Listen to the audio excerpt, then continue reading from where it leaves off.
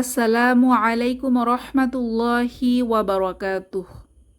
প্রিয় শিক্ষার্থী বোনেরা, আজকে আমরা শত হাদিসের মুক্তমালা বই থেকে নিয়ত নিয়ে 2টি হাদিস শিখব ইনশাআল্লাহ।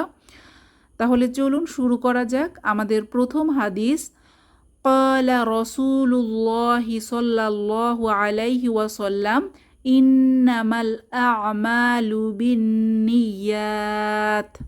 অর্থাৎ রসূল সাল্লাল্লাহু আলাইহি ওয়াসাল্লাম বলেছেন, নিশ্চয়ই সকল কাজের ফলাফল নিয়তের উপর নির্ভরশীল। বুখারী হাদিস নাম্বার 1। আমরা মূল অংশটুকু শিখব ইনশাল্লাহ। এখানে খেয়াল করি, ইন্নামাল আ'মালু, এখানে আইনের মাখরাজটা খেয়াল রাখবো। আমালু, মাতে এক আলিফ মাদ হবে, জবরের বাম পাশে খালি আলিফ। আমালু বিন, এখানে নুনের উপরে তাসদিদ ওয়াজিব গুন্না, বিন নিয়াত, ইয়ার মাখরাজ শক্ত করে হবে, ইয়ার উপরে তাসদিদ, তাহলে 2বার উচ্চারণ হবে, নিয়াত নিয়াত। এখানে শেষে ওয়াকফ করলে তাই হচ্ছে আরজি সাকিন হয়ে যাবে, তাহলে নিয়াত। ইন্নামাল আ'মালু বিন্নিয়াত। আবার বলছি, ইন্নামাল আ'মালু বিন্নিয়াত। অর্থাৎ নিশ্চয়ই সকল কাজের ফলাফল নিয়তের উপর নির্ভরশীল। তাহলে আমাদের নিয়তকে বিশুদ্ধ করতে হবে।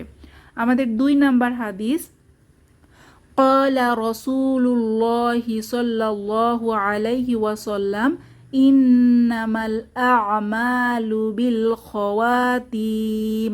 অর্থাৎ রসূল সাল্লাল্লাহু আলাইহি ওয়াসাল্লাম বলেছেন, নিশ্চয়ই সকল কাজ তার শেষ পরিণতির উপর নির্ভরশীল। বুখারী হাদিস নাম্বার 6607। এখানে মূল অংশটুকু আমরা পড়ব, ইন্নামাল আ'মালু বিল খাওয়াতিম। ইন্নামাল আ'মালু, মাতে এক আলিফ মাদ, জবরের বাম পাশে খালি আলিফ, আ'মালু বিল ওয়াতে এক আলিফ মাদ, খাওয়াতিম। ইন্নামাল আ'মালু বিল খাওয়াতিম। অর্থাৎ নিশ্চয়ই সকল কাজ তার শেষ পরিণতির উপর নির্ভরশীল। তাহলে আজকে আমরা 2টো হাদিস শিখলাম। ইন্নামাল আ'মালু বিন্নিয়াত, অর্থাৎ নিশ্চয়ই সকল কাজের ফলাফল তার নিয়তের উপর নির্ভরশীল। আর 2 নাম্বার হাদিস, ইন্নামাল আ'মালু বিল খাওয়াতিম। অর্থাৎ নিশ্চয়ই সকল কাজ তার শেষ পরিণতির উপর নির্ভরশীল।